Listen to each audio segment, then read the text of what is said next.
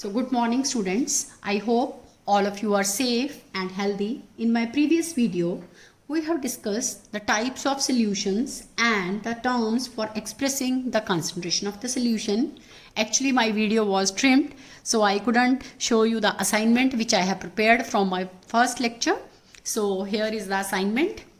So in this assignment, I have included some questions based upon our first lecture. You can solve this assignment in your notebook. You can pause the video and you can see the assignment. In case you find any difficulty, you can consult anytime. So I hope the assignment is clear. So today we'll be starting with the second part of our lecture. In this, we will be dealing with the solubility. So the solubility, first we will be taking up the solubility of solids in liquids, and then we will be taking up the solubility of gases in liquids. So I hope the assignment is clear. So now let's start with the second part of the chapter, that is solubility. So what is solubility? First we will define solubility. So there are certain substances which are soluble in water, but there are some other substances which are not soluble in water. For example, NaCl, it is freely soluble in water. Sugar, it is freely soluble in water. But if we see naphthalene and thracene, they are not freely soluble in water. So what is the criteria for solubility and what is solubility? So first I will give you the definition for the solubility. It is defined as the maximum amount that can be dissolved in a specific amount of solvent at a particular temperature and pressure, right? Because the solubility changes with change in temperature and pressure, so we have to specify the temperature and pressure very clearly. Now, next, what is the criteria for solubility? There is one basic principle, that is like dissolves like. Means the substances which have similar intermolecular forces, they will be soluble with each other. Let's take the case of sodium chloride. Sodium chloride is a polar solute. Sodium has positive charge and chlorine has got the negative charge. It is freely soluble in solvent like water, which is also polar, and it has positive charge on hydrogen and negative charge on OH negative. So therefore it is soluble in water. Clear? So the basic criteria is that like dissolves like.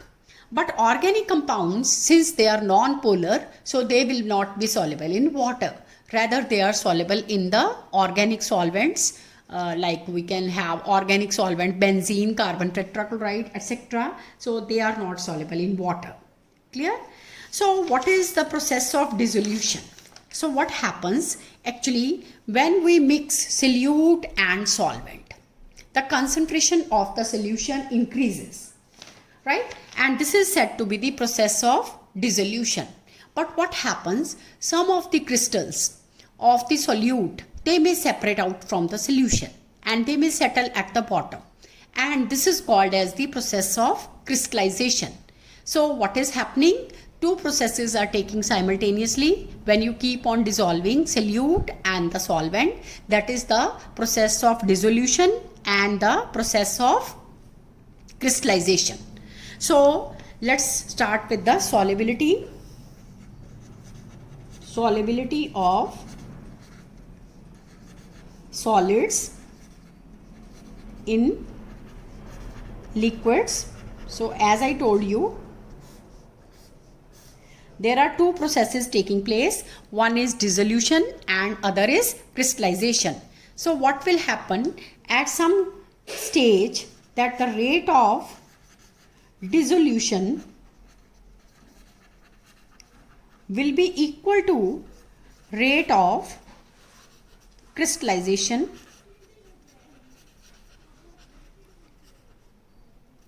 right? Rate of dissolution is equal to rate of crystallization, and that is said to be the state of equilibrium. Clear? It is said to be the state of equilibrium, and such a solution formed is called as saturated solution. such a solution formed is called as saturated solution, in which the concentration of the solution that becomes constant, and we assume that the no amount of solute can be dissolved anymore. So such a solution is said to be saturated solution. Is it clear? So for discussing the solubility of solids in the liquids, there comes a stage when the rate of dissolution becomes equal to rate of crystallization, and that is said to be the state of equilibrium, and it results the formation of the saturated solution. Now, if we change the temperature, what will happen to the saturated solution? The saturation point will change. So temperature has very important effect on affecting the solubility of solids in liquids. So let's take what is the effect of temperature. First I am taking up is effect of temperature on the solubility of solids in liquids. So according to Le Chatelier's principle, in an endothermic process, means when we are making the solution and the heat is absorbed. आपको कैसे पता चलेगा कि while making the solution it is endothermic process or exothermic process? Simply by touching the container in which you are making the solution. अगर आपका solution, if you feel your solution has become hot, आप container touch करके देखो, अगर आपका container it is hot, तो that means the process is endothermic, means the heat has been evolved. Heat has been absorbed. Clear? But if your container that becomes cold, that means the process is exothermic, that means the heat has been evolved. Clear? So this is how you can say for endothermic processes, we say delta H of solution that is greater than 0, that is positive, and therefore the rate of solubility will increase. For endothermic processes,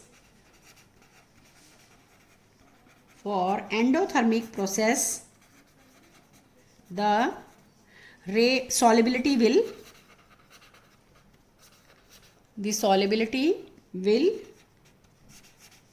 increase with increase in temperature, right? But for exothermic process, the solubility will decrease. Next we have to take up is the effect of pressure. So next we have to take up effect of pressure on solubility of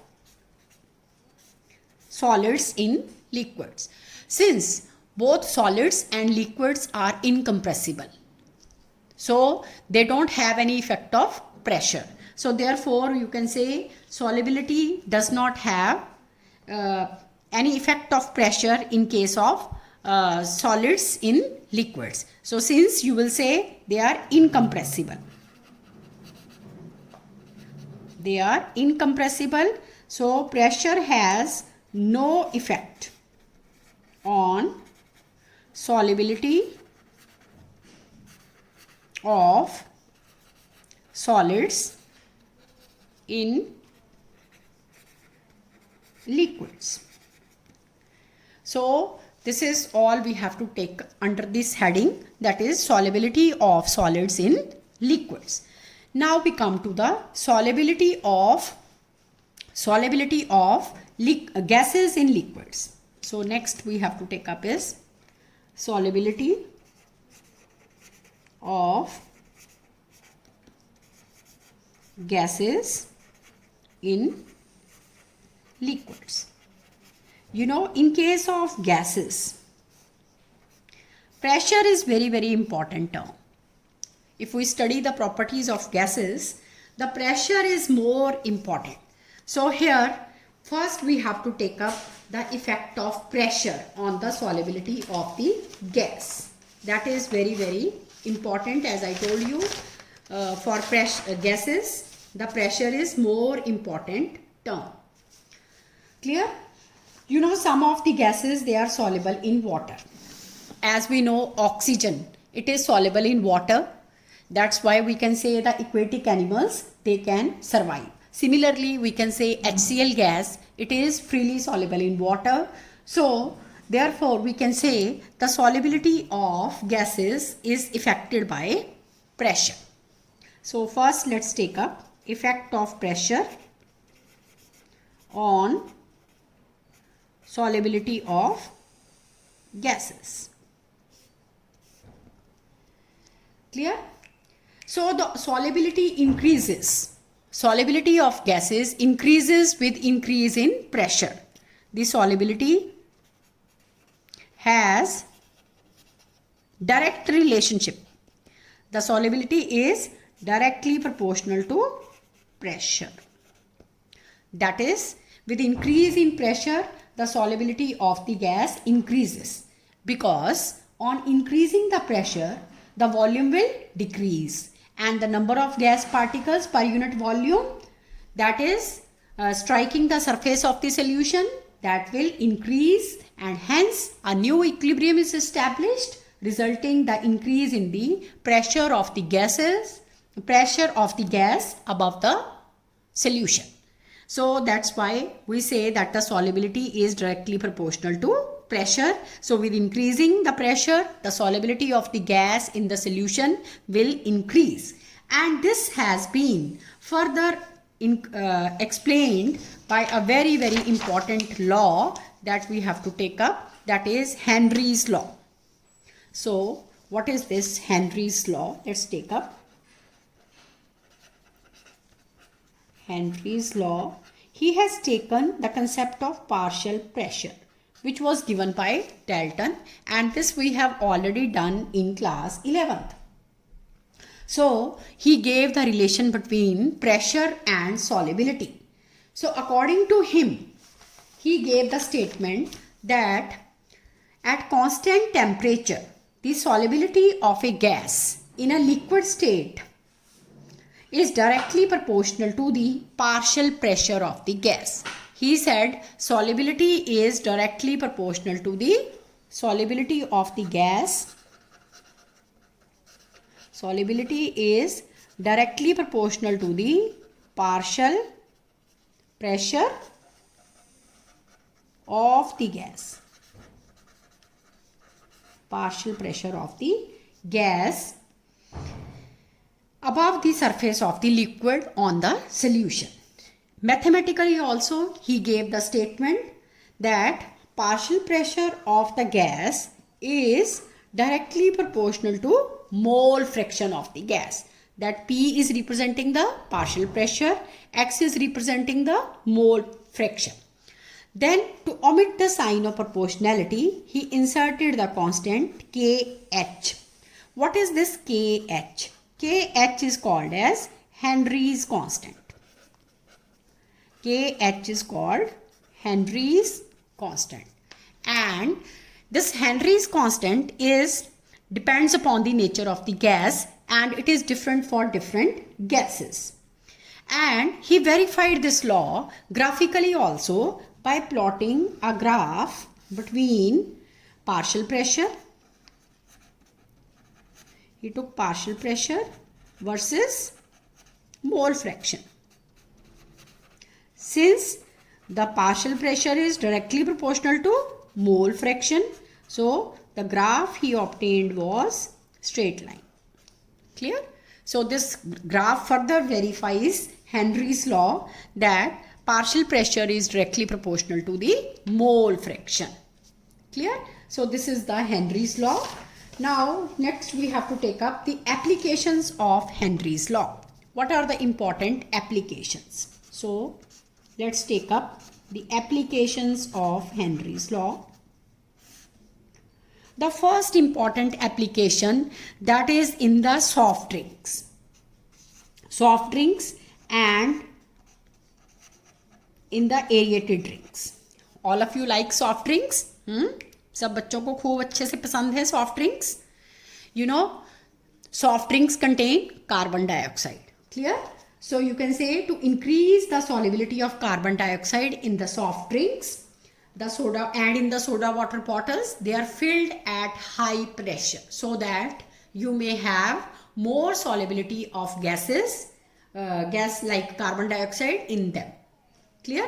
So first application of Henry's law is in the soft drinks.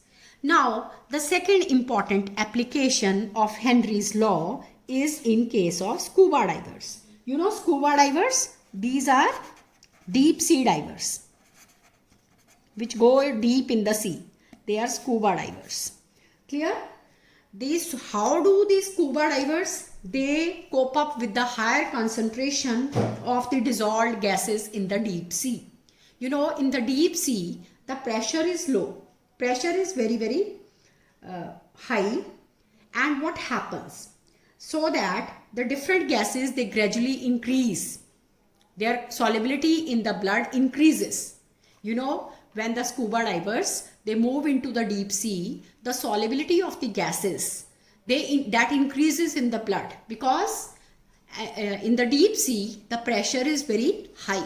So pressure is high and hence the solubility of the gases in the blood will increase.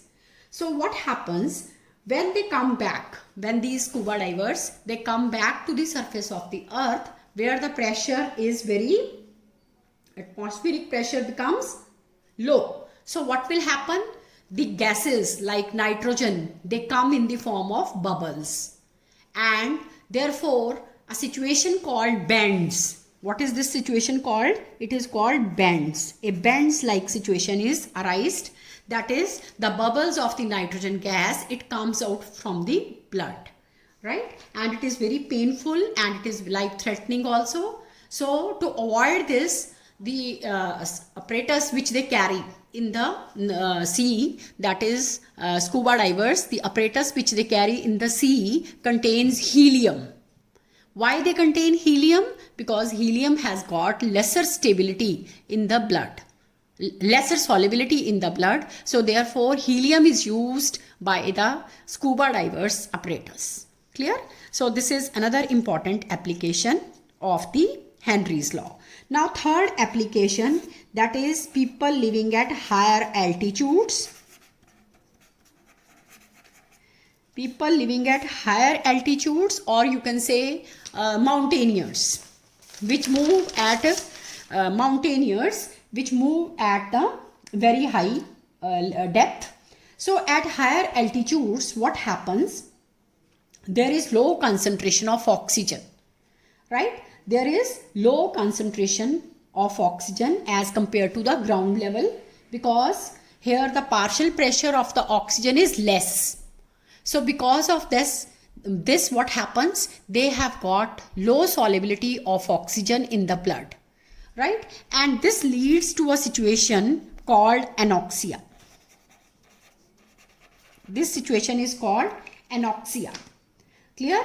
And therefore this in this condition, the person is not able to think properly and becomes weak, and these symptoms may appear with due to the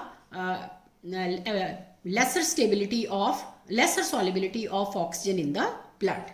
So this is another important application of Henry's law.